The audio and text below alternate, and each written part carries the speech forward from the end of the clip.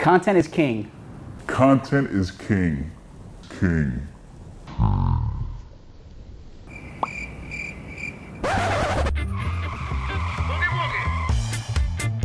Hi, my name is Joe Escobedo, and I help upskill organizations in content marketing and social selling.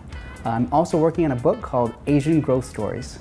So I will be presenting as well as moderating the B2B content marketing playbook session, so you can expect no fluff, real tips. So we'll be giving you an overview in terms of the B2B marketing funnel, because I think it's an important thing that a lot of marketers forget about. So we'll be going through that, as well as I'll be asking the participants for real tips from their experiences. So actually yesterday I was giving a lecture at university, and one of the students asked me, she said, "Do you ever have writer's block?"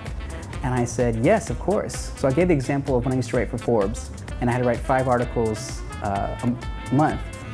And so what I would do is I would constantly poll my audience to find out, what are you struggling with? What are the biggest challenges you have? That formed the basis of all my articles. So it's their stories, their challenges. That's it. So the biggest mistake I see organizations make is creating content just for the sake of creating content, which means they have no strategy in place. So when it comes time to report to the management team, they're unable to do so because they don't know the right metrics to report before and after. So it's very, very difficult unless you have a solid content strategy in place. Any good content marketer does 2 things. The first thing they do is they really understand the audience. Now I know this seems like common sense, but you'd be surprised how many organizations don't know this.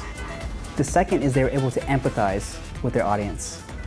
If you do those 2 things effectively, things like topics and channels become so much easier because you put yourself in the audience's shoes.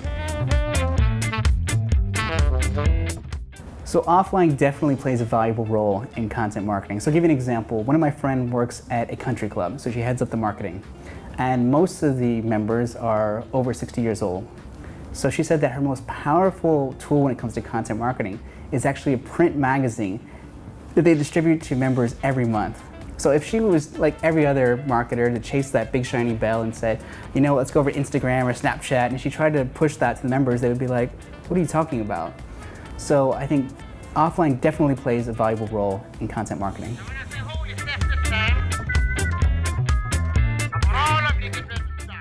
So for me, I always think of content as audience first. So I'm constantly asking questions in terms of what are your biggest challenges, what keeps you up at night. From there, I'll identify clusters, and that'll form the basis of the content I produce.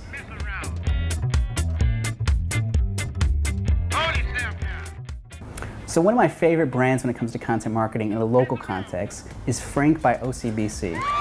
So Frank by OCBC is their youth-oriented brand. And what I really like about them is that it's especially focused for that audience. So the colors they use, the tone, everything is very much focused for that audience. And they also bring in a lot of young professionals to do guest blogs as well. So it really has that kind of authentic tone of voice to it. See you at Content 360 Conference in Singapore.